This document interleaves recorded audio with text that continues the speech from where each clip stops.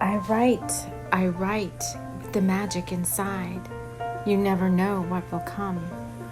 Take my hand and let's go to a magical land. Do you believe where magic is from? It comes from within. You just have to start to live and believe using your heart. Kindness and joy. Love is a sacred toy. Use it to guide you. Use it to thrive. Always keep the magic alive. Hello, friends. Hello, and welcome to yet another video. We're going to be talking today about how you can bring more magic into your life, or how can you be more magical. This is going to be a card reading using not many different decks, but using some of my favorite decks. But before we just jump right into a card reading, I'm kind of walking around my space, picking up some things I'm being guided to pick up for this reading. Some sacred treasures. My spirit is already guiding me towards kind of what needs to be done to bring more magic in. So they've had me pick up some crystals and some little spirit animal messages.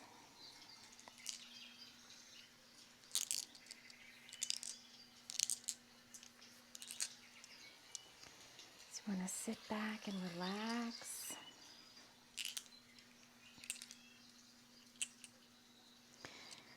Just take a deep breath as we prepare to get your reading.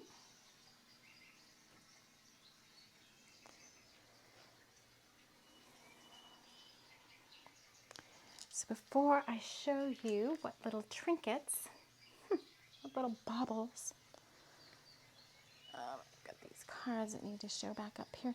I want to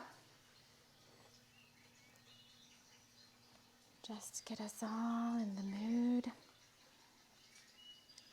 Some lighting, some yerba santa.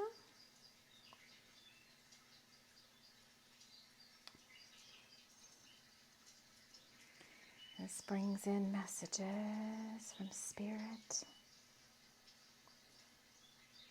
We've got our dragon friend here. We've got our heart chakra awakening little crystal grid.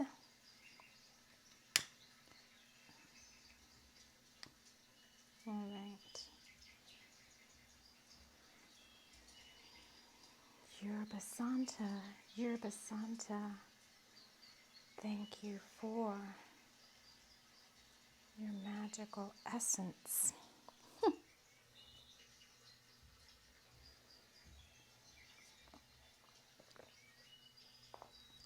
So we're already working to bring magic into this reading through the use of sacred tools, talismans, doing some things to ground in, using the sacred element of fire.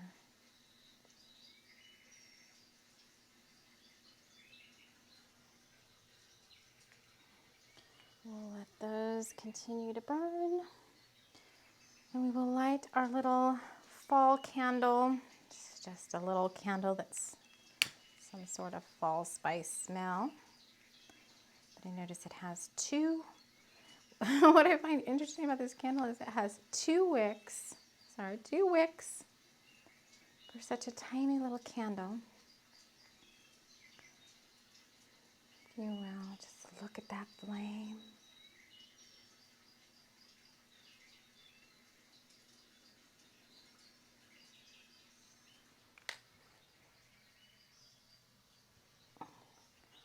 that up in the northwest part of our little sacred space. Let that burn. The little talismans that wanted to show up. So I have no idea. I have one message right here that I'm going to read. This is the card that came out to kind of get me in the spirit of this reading. As I was walking around the room, around the studio, I was guided to pick up a crow feather, a blue jay feather,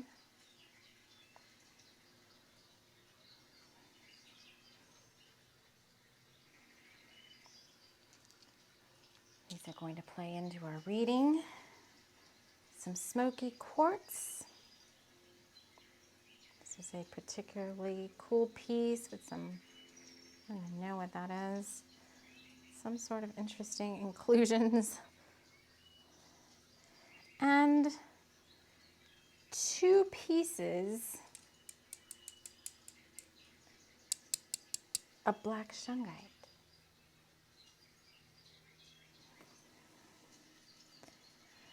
So let's start with the card that started this whole thing. And that card is Bonfire. This is from my Bubble deck. This is the very last card that I made in the deck. The very last card that I make in all my decks either has to do with love or magic. It's just the card that seems to end every deck. So the spirit of this reading is the card Bonfire. The group gathered, come on, focus. Holy smokes. The group gathered around the fire circle to hear the tales of spooky ghosts, vampires, and cunning gnomes. Cheryl wasn't scared. She knew they were just stories. The ghost, vampire, and gnome watched the small group around the bonfire from their vantage point in the tall grass. The gnome smiled. The vampire snickered as the ghost giggled at the sound of the silly stories. What does this have to do with magic? What I like about this card, now these are all channeled, so in this deck there's a bunch of little like channeled story cards in addition to other types of cards. But what I liked about this particular little story was, you know, there's some folks sitting around. I just think it's so ironic. Like, so, I don't know what spirit. It's like there's some people sitting around this bonfire and they're like, yeah, let's tell ghost stories. Let's tell spooky stories about ghosts and vampires. And this is the perfect time of year, I guess, in the northern hemisphere. It's going to be the autumn equinox next week when I'm recording this. And it's, the time when we all want to get, I don't know about you, but I want to get into the autumn spirit and the Samhain spirit and the Halloween spirit. And I already had my son, like, in the beginning of August, like, let's watch Halloween movies. Anything to, like, forget about the heat that was outside. And these folks are sitting around this bonfire and they're telling these stories, and this person, Cheryl or whoever is the person, is like, oh, I'm not scared because I know that none of that's real. And then for us magical folk, we know that, there in the bushes were the gnome, the vampire, and the ghost, who do exist, if you believe they exist. Well, they do exist, but if you believe, then they exist. And they're looking on at this group of people, but they're not evil. This is like cozy, scary, okay? I don't do like super horror scary, But this is like cozy scary. So they were kind of looking on and kind of laughing because they were like, oh, these stories about us are so funny. I don't know. Maybe I just amuse myself. But anyway, let's get more into the reading and draw some more cards. So I guess the message here, if I have to talk about what is the message of Bonfire about how you can bring more magic into your life, is do you even believe that magic exists? And you can define it however you want to define it. Like, you know, my suggestion would be like, don't go out there, look at what it, you know, Google it or whatever. Like, find what it means for you and do some different things that maybe your soul is guiding you to do or your higher self is guiding you to do to bring more magic into your everyday life. Things that make you feel really good inside, and try to do more of that as much as you can. Now, I am curious why we have the crow feather, the blue jay, the smoky quartz, and the shungite, which to me is more about ridding yourself of harmful things around you. Not necessarily so much people, but more like stuff that's, maybe that's what it is, stuff that's getting in your way. So let me go back to Bubble Bubble. Let's just pull out a few more cards. You know what I love about watching these types of videos on YouTube? Is everybody has like their own unique way of shuffling the cards. And I just find it so interesting. And you kind of like learn each reader that you like. You kind of learn their shuffle, and you're like, oh, I love hearing how they shuffle, or, you know, some of them just cut the deck, or some of them like shuffle until something flies out. It's just, I really like that. Okay, that's all that's coming from this deck. Anyway, my shuffling is just like shuffling, and sometimes stuff flies out, and sometimes I just am guided to take whatever is popping up. You know, another way, bring more magic, get your cozy little drink. Oh, I'm drinking like my little dandy blend, so if you want to pause this video, this is like our cozy time together. So it's not just a card reading, for me anyway. You can take it however you want it. But it's not just a card reading, it's kind of a little cozy get together with you, my friends. Oh gosh, love spell and witch. So the next card that came out is love spell. Time to call in new love. I love how she's kissing that frog. And then, of course, witch, it's time for you to work your magic. One of my favorite cards. All the cards, and actually these, like, I think I said this during the flip through. So I did a flip through of this deck. If you want to see that, I will link it or put it in the end notes or whatever. But when these two came up, I think I remember being like, and this one. So it was like, these are my 3 favorite cards. So for me, bringing more magic is like doing stuff I love. It's like making these decks makes me feel magical and cozy and all that, depending on their subject matter. Well, I wouldn't make them if I didn't want to do them. What the heck am I talking about?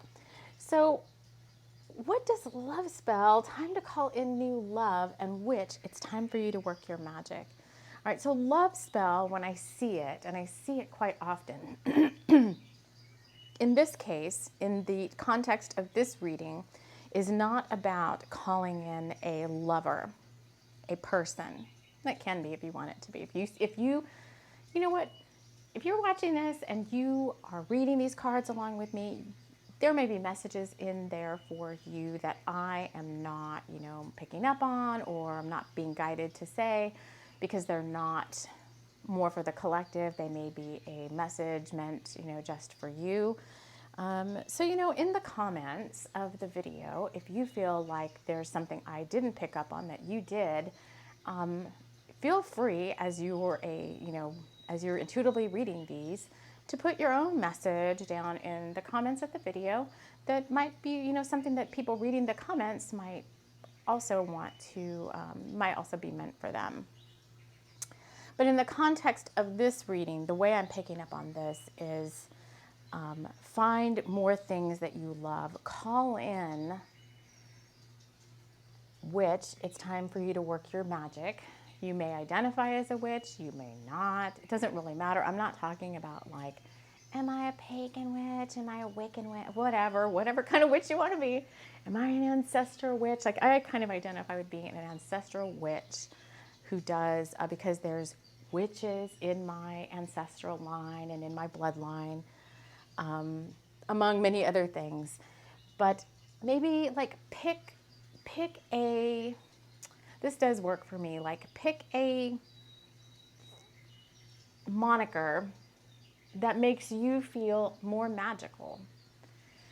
So if you identify, if you feel magical to call yourself a witch, whether it's true or not, like whether, I mean, I don't know whether it's true, but most likely then you've had a past life as a witch, or you just like that. Like, I don't know, right? It doesn't have to be so, I think that's the other thing. It doesn't have to be so practical minded. And I talked about this in the last video before this about, is magic real? It doesn't have to be so practical minded. Like, oh my God, I identify with a witch. What does that mean? Oh my God, what am I going to have to like, no, just in your own heart. If that's what makes you happy, then go with that. Okay. It's time for you to work your magic and call in more things you love to bring more of that magical feeling into your life. Some days it is like, some days I'm like, gosh, I feel like doing ancestral witch stuff today, whatever that means. Other days I'm like, well, what does that mean for me? Doing ritual or working with the 4 elements, or working with earth stuff. Or some days I'm like, God, I feel more like doing fairy stuff today. Like I want to be outside and I want to do gardening and I want to work with the fairies and work with the earth. Today I want to do mermaid stuff, whatever. And a lot of times I do have to switch those roles around depending on the books that I'm writing or the cards that I'm making or just how I want to feel in my day. But this time of year to me feels kind of witchy and dark foresty and all of that. So go with what you feel in your heart. Call in the experience that brings you this feeling of like love. It's like, just get grounded in that, whatever that is. So that could be working with power animals or spirit animals. And in this case, the crow comes up, and this is just me personally. You may have other interpretations for this. This is just what has come to, every time I see a crow, this is kind of what is in my reality. So rather than go Google, why did I say Google? Google what a crow is meant. I've just tried to abstain from doing that. Oh, abstain is such a, abstain from doing that. And feel into what is happening in my reality when these things are around. So whenever there's a crow around, for me, it always signals that the Morgan is near. And you'll find, if you listen to me a lot, I work a lot with the Celtic deities and Celtic spirits. 95% of my ancestral bloodline lineage is Celtic, UK, Ireland, and Scotland. So that also makes me feel more magical because I don't know any of my ancestors. I didn't know any of my ancestors except my mom and my dad. I didn't know any of my grandparents, great-grandparents. I didn't know them, meet them, none of that. I don't know who they are. So just had to feel into that, and working with my ancestral, like my maternal grandmother, just her spirit, and telling me like, oh, this is, where part of our bloodline comes from. And then I did like Ancestry DNA thingy, and that's where I found like, wow, 95% of my lineage is here. And I kind of thought it was somewhere else, because I wasn't really sure. But anyway, working more with the ancestors is another suggestion.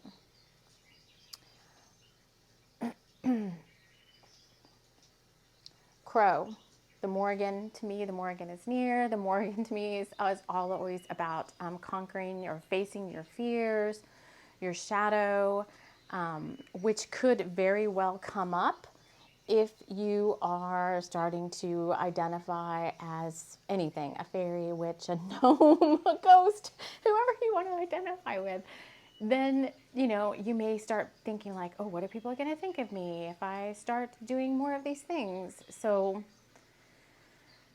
like around my house, just an example here around my house, I really have been working very closely with Bridget, and I wanted to put a Bridget's cross over my front door, on the outside of my front door. But there's people around me, people I live with, who don't believe in any of that. If you make a spiral in the dirt, they're kind of like, oh my God, it's a pagan symbol, you're a witch, and you are bad. That there are people like that in my reality right now.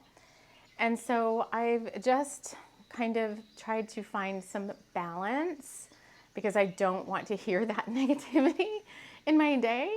So I kind of found a way of putting a Bridges cross over my front door without being so blatantly out about it. It's kind of like I'm half out of the closet. And really, honestly, don't care what this person thinks, but because I have to interact with them on a daily basis, I just kind of am not trying to, constantly wreak havoc. I wreak havoc when I need to. But anyway, so, in my own sacred space, I have my own personal space. This person doesn't typically come in, and I put all my stuff out. I mean, they can come in if they want, but they don't typically come in. And I put all my stuff out there. I dress how I want to dress. This person does not believe in any of the work that I do, and so I do it anyway. I'm still like that. I've been pretty flat out, blatantly flat out there, and said, I'm gonna do what I'm guided to do and what I want to do, and you can like it or not like it. That's your personal choice. So you kind of have to conquer your fears, and it's taken me a really long time to get to that point. But I know you can do it too. Blue jay. Whenever I see blue jay, I love this. I actually kind of like this because it's such a tiny feather. But if you've ever heard a blue jay, it's such a loud ass bird. It's so loud. And so to me, blue jay is all about like speaking your truth, communicating in a way that is you, who you are. Who are you? And communicate that to the world, obviously with discernment, because believe me, I've been in situations where I was not discerning and I've had weird things happen. But if I talk about all of them, we'll never get through this video, because you guys know I like to chat. All right, where do I want to go next? Okay, they're pointing my hand to Shaman's Drum. So we're going to do Shaman's Drum next. Now, Shaman's Drum is a very, obviously, shamanic deck. It was made with me working with the spirits of the Navajo Windtalkers and some Native American elder spirits. So let's just see. This is very divine masculine type deck as well. But it's also a very autumnal deck. If you spread it out and look at all the colors and the nature scenes, then you will see it's very autumnal. Yes, and he's coming up again. All right, so wampum is the card. This card comes up a lot for us in reading. So it is only as valuable as the energy and attention you place upon it. Now, what I like about this card is it's anything. So wampum was kind of like, in this case, can you still see that card? In this case, it was like whatever the elder spirits considered valuable in terms of like trading. So I had a friend, I think I mentioned this in another video, a friend sent me like some blue and green glass, and she was like, this used to be used as wampum by the native elders around where I live. And so for them, like the blue glass and the glass was like very valuable because, it held a certain significance. But the same could go to the opposite end of the spectrum. I'm not talking about like money exchange, but just going along with this whole topic of things being magical and you working your own magic. And it's like me talking about, people who might not like that idea, might not like the changes that you're making in your life. Well, their input is only as either uplifting or not helpful, not, low vibe as the energy you place upon it. So if you're going to take their words to heart, just like the personal example I just gave, if you're going to take their words to heart and you're just going to be like, oh, they don't like what I'm doing, so I guess I shouldn't do it at all, then you're putting way too much value on what somebody else is thinking about what your own soul, your own divinity, your own light, your own being is asking for more of. Because that's what this video, kind of like higher level of like how to bring more magic into your day, or whatever the heck we're going to call it. Your soul is asking for more of something. And in this case, it's asking for more magic in your life. Yep, and we've got a dog. Every time the dog barks, every time the magical Catahoula barks, I should put her picture in here. I'm going to insert her picture if I can remember to do it. Every time the magical Catahoula barks, it's a confirmation. So if you're just like, in my example, like, okay, I hear what you're saying, but I'm still going to do it anyway because this is what my soul is calling me to do, then you've taken some of that pressure off of yourself to feel like you have to conform. Don't conform. Speak up, speak your truth. The bottom of the deck had Crazy Horse in a peaceful, this guy's like a very peaceful warrior. So he's a Lakota spirit guide. And he says, I'm here to help you in your daily life. You can rise up against any perceived threat by using the power of your heart and mind.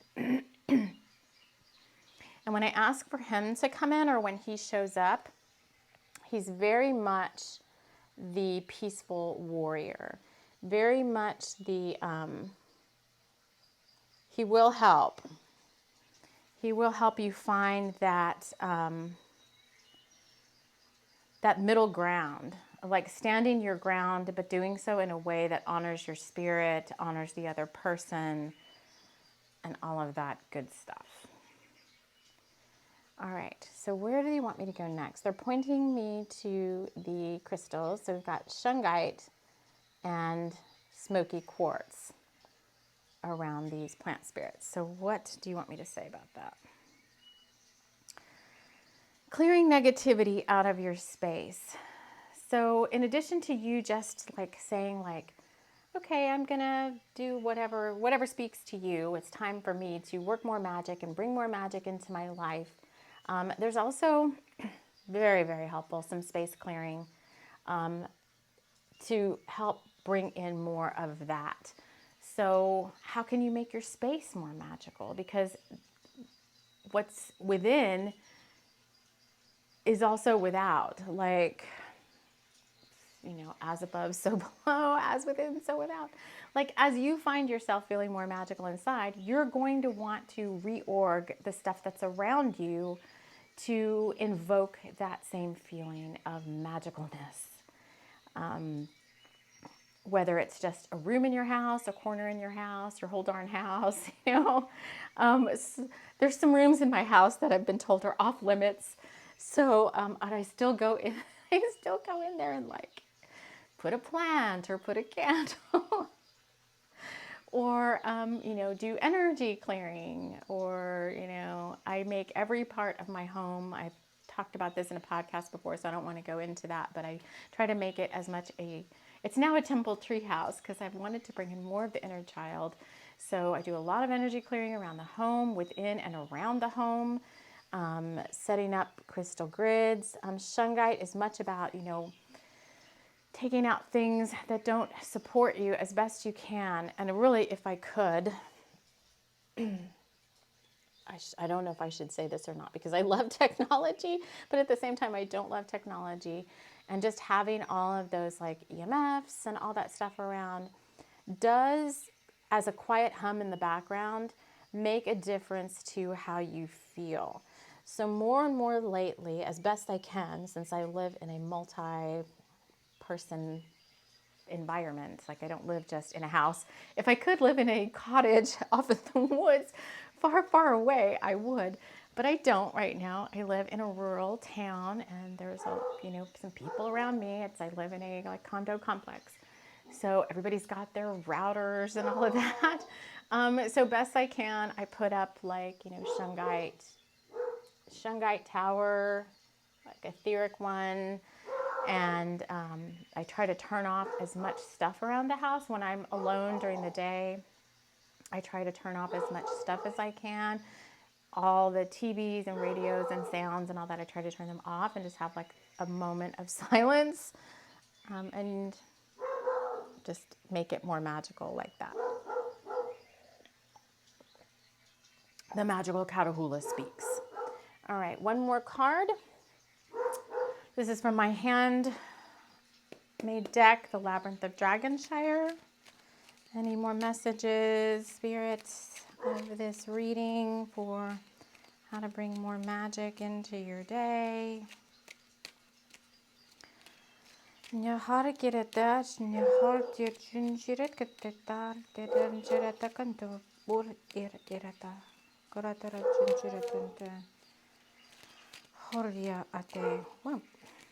Okay, I'm just gonna wait for some, in this case, something falling out. Okay, so what fell out is the F card. The F bomb? I don't know. No, the F card is number 3, fire, desire, passion, burn, sacral, no pain, no gain. So it is the element of fire in all its forms. So working with the elements is another one. And let's see. Working with the elements to bring in, what is the F word to you? Is it more fun, more frivolity, more, what can you do to spice it up? Because fire, to me, in the context of what's going on here in this autumnal reading, fire is like spicy and cinnamon, and so maybe bringing some scents into your home. Or also, when this card comes up for me, it's also about my physical body's health and well-being. No pain, no gain.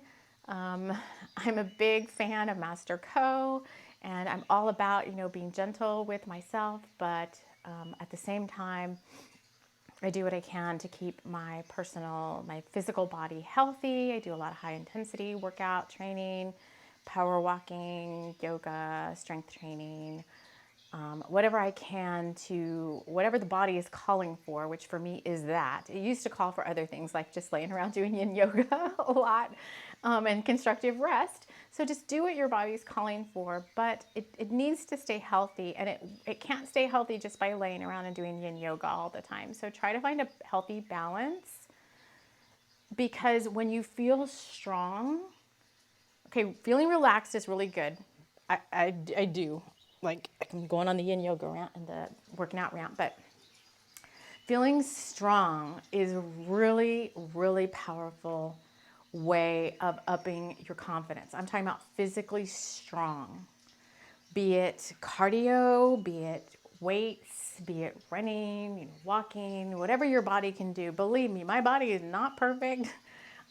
It's got a lot of stuff going on, but I make myself work out every day for 30 minutes, and I do something to up my cardio, keep my body healthy. I'm not a young sprightly witch anymore, and so I have to take care of myself. I have a lot of work to do in this world. I have a big soul purpose, and I can't do it if I'm infirmed, and I can't barely, go on a hike or do what I need to do to get out there in the world.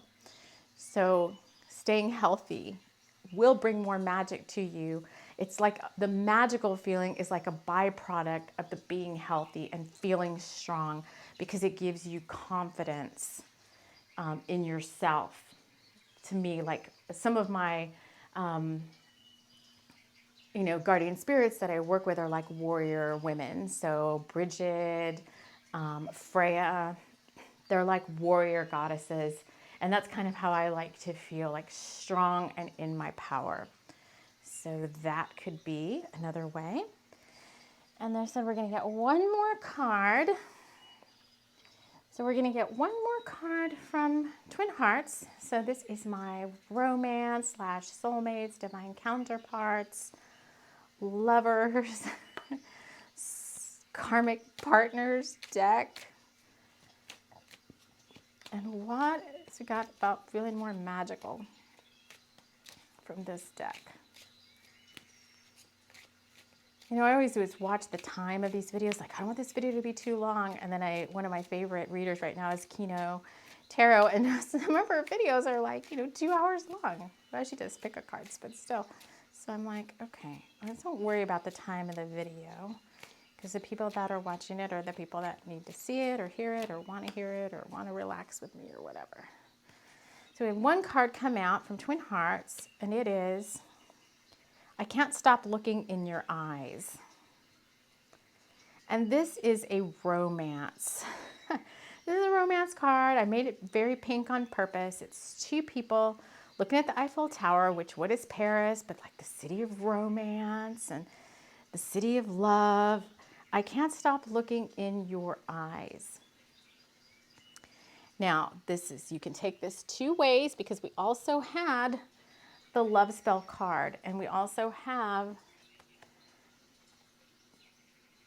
it's time for you to work your magic. So I'm going to interpret this two ways. I'm kind of going to go back on what I said a little bit. And I'm going to say, we're doing some light language here too. It's just my speak. This comes out throughout the day, depending on what I'm doing.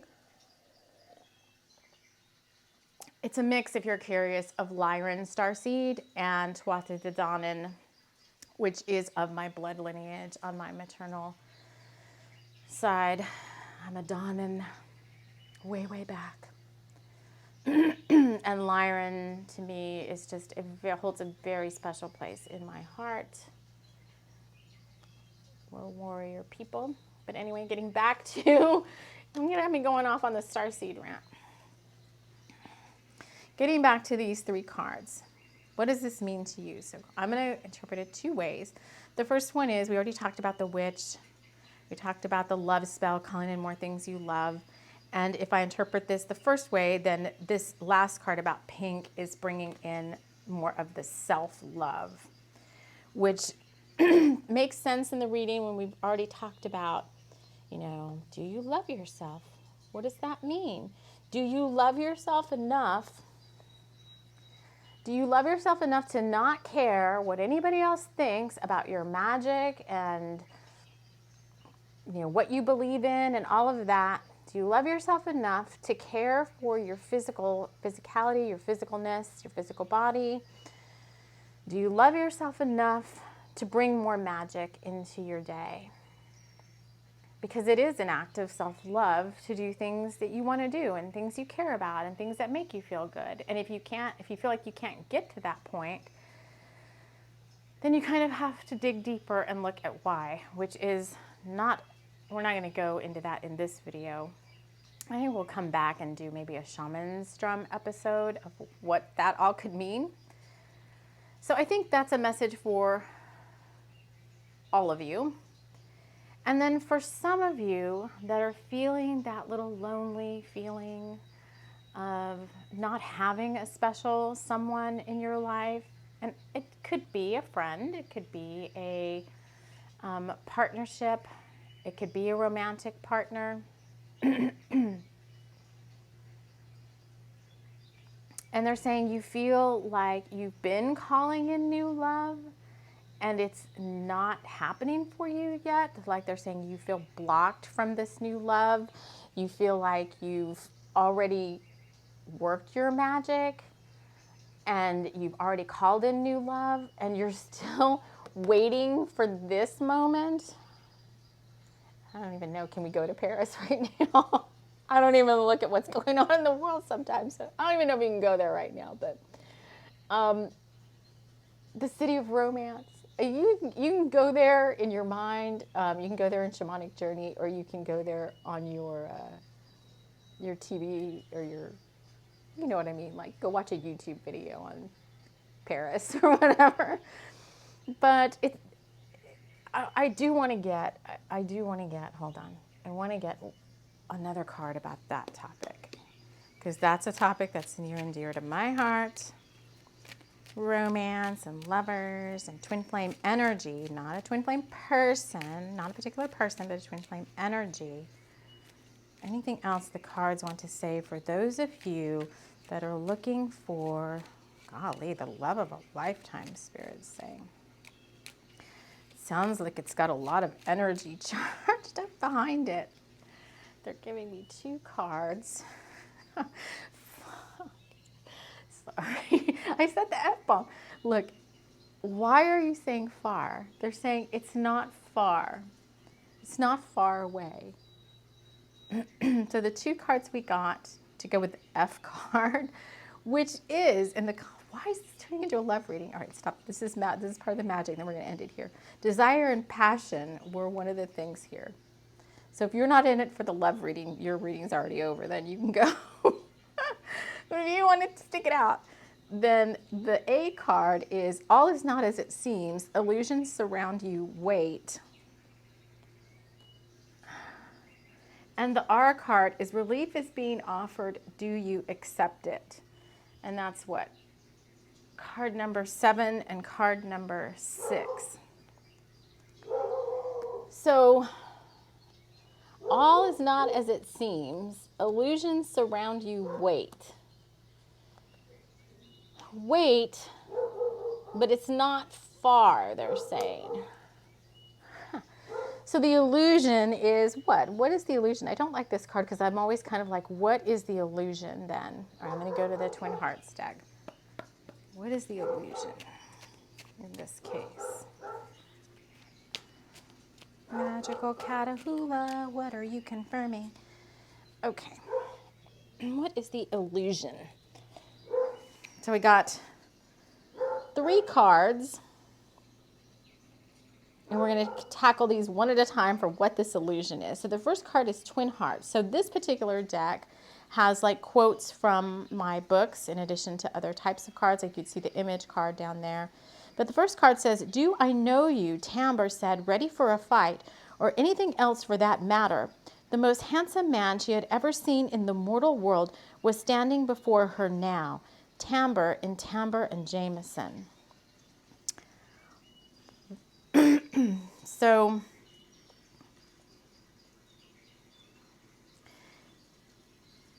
if you had this deck and you had nothing else to go on, the Twin Hearts card is a really good card because this is twin flame energy. If you didn't know any of the backstory of who Tamber and Jameson was, although the book is out there and the ebook is, all my ebooks are free to read, then you'd be like, okay, so Tamber sees this really cool guy in front of her and she doesn't recognize him at first. She knows his energy. That's the thing. She knows his energy. So illusions surround you. Wait, it's not far off. So maybe this person's energy is already connecting with you in some way, and they're telling me in dream time, they're saying watch your dreams, because you think that you think that this person is not in your reality yet, or that they are far away, and Spirit is saying that the magic that you've already worked, how do I have 2 readings in one? The magic that you've already worked with you calling in new love and working your own magic on yourself has brought this energy to you, this divine counterpart energy to you. And it's closer than you think it is. Closer than you think it is. But the other illusion, great, the other thing that's kind of coming in now to be looked at is called childhood wounds. Diego was trying to be as supportive as possible, but that didn't come easy to him. The compassion and delicate touch that a mother's love could bring were foreign to him. So this is, in this case, if you didn't know the book, because this is Diego Escamilla in Moxie and Roses. This is just a quote from that book. If you didn't know the book, then you'd be like, okay, childhood wounds, this guy, this divine masculine, Diego, was trying to support someone who needed like kind of motherly love, But it was really hard for him to do that because he just, in his story, his backstory, he didn't really have a mom. His parents like gave him up or something. And so he didn't have any motherly influence to help him be a more compassionate, caring person. What does that have to do? So childhood wounds. I think this is on both sides. So why is this an illusion? The childhood wound causes a feeling of separation and a feeling of something lacking. And you're being asked to bring out more of your inner child. So I know that'd be the kind of romance I want. Like somebody who's like, let's go build a tree house, or let's go, kind of do some of those fun things. And I think the illusion is that they're saying that there are all these childhood wounds. Like it's kind of an excuse. Like I can't be loving and compassionate because of my past, because of all the things that happened to me in my life. It's back to the self-love, like who would want to love me like this because of, all the things I've been through. And I just don't feel like I could tell someone about who I am or what I've done or what things have happened to me because they might not like that person that I am. They might not accept me. And that's an illusion. That's like complete rubbish because in the context of a divine counterpart relationship, or I'm going to just call it divine counterpart. I'm trying not to use the TF word, even though this deck is called Twin Hearts, but because I don't want you to get it confused with a person, because it may not be the person that you think it is. But in the context of this, I feel like we have to be completely healed before we can call in that person. And Spirit is saying that that is an illusion. You do not have to be completely healed before you can meet your divine counterpart. There are some things that when you come together with this person that you're going to work on together. And there's always healing to be done of one thing or another. So Spirit is saying, take that out of your reality. The fact that you're damaged or no one's going to accept you, or that you couldn't have a divine counterpart because you still feel like you have all of this woundedness and healing that you have to do, and that a divine counterpart relationship, one that's mutually accepting, filled with unconditional love, where you've done like a crap ton of healing work on yourself and so has the other person, that's totally available to you now. Totally available to you now. And the last card in this little threesome of cards is time will soon reveal all the secret reasons we were separated. I'm processing right now. Why is that an illusion? Time will soon reveal all the secret reasons we were separated. Time will soon reveal. Okay, hold on. Let me hear what Spirit has to say on that. Oh, of course. The last card, the last card in this reading, you're going to love to hear it, is divine timing. My favorite. I say it sarcastically. My favorite card. So things are happening behind the scenes. Illusions surround you. It goes back to you think nothing's happening, but you're already connecting with this soul's energy in a dream state, maybe even tapping into or feeling a heart connection. Because what happens is, what Spirit is doing behind the scenes is this: you haven't met this person yet. You have not met this person yet. You haven't met this person, but there's a heart connection being established behind the scenes. And as Spirit weaves the line from your heart map to theirs, it's creating, holy shit, okay, hold on. It's creating what they're calling a heart map.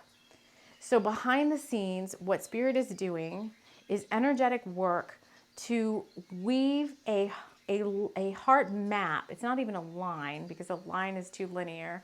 It's weaving a heart map that consists of energy from your heart chakra to energy of their heart chakra to, in essence, if you want to use a magical term, quote unquote, don't freak out because it's not bad, but like to bind you two together in a way. And the more that Spirit is slowly creating this heart map to this other person and this other person to you, then slowly more images of who they are start to show up in your reality. In your dreams, you could start seeing repeated images of a particular type of person that looks like this person. You don't know who this person is. You don't know what they look like, but you're like, why am I always seeing, this particular individual or type of individual? Why am I suddenly seeing all this stuff about another country or another place or whatever? Why am I hearing things, if you're clairaudient, why am I hearing things that don't seem to make any sense, but I keep getting recurring confirmations about this particular thing? So for the past 3 months on the show here, we've been working with the overarching topic of signs and omens. And this is our last month of working with omens, and I've received like a holy, I can fill a notebook with all of the confirmations I've gotten about particular things that I'm working to manifest. But I'm still sitting here going like, where are they? Why am I still awaiting results? Why does it feel like it's taking so long? And Spirit is saying it's not. Yes, in linear time, it may seem that way. But divine timing happens when all parties involved are able to converge in a particular point at a particular linear time based on Spirit's understanding of when that would be for the best and highest good of all involved. And one thing that happens, I'll just finish on this note, is when you do affirm something for the best and highest good of all involved, things typically do take longer because the alignment of the best and highest good for all involved has to happen first. And if there's more than two people involved, if there's outside parties involved or third parties involved, then the best and highest good of all those people has to be accounted for as well. So I'm going to finish on that note. This is a very unexpected reading. I wasn't expecting all these different types of messages, but it feels very magical to me. So I'm going to leave you all with this, and I look forward to chatting with you all again soon. Take care, lovelies.